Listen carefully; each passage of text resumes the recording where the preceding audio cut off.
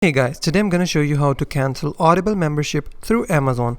First of all you have to do is log into your Amazon.com website. Once you're logged in into Amazon.com, all you have to do, go to your account and list and click on account under your account section.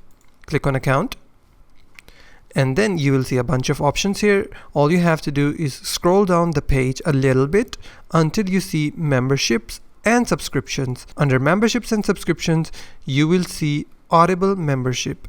Click on Audible membership. A new page will open.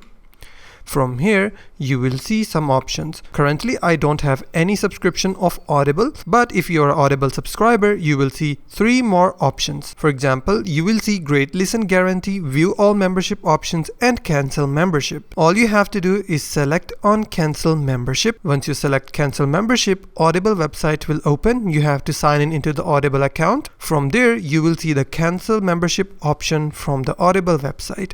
And that's how to cancel Audible membership through Amazon. If you find this video helpful, please hit the like button and subscribe.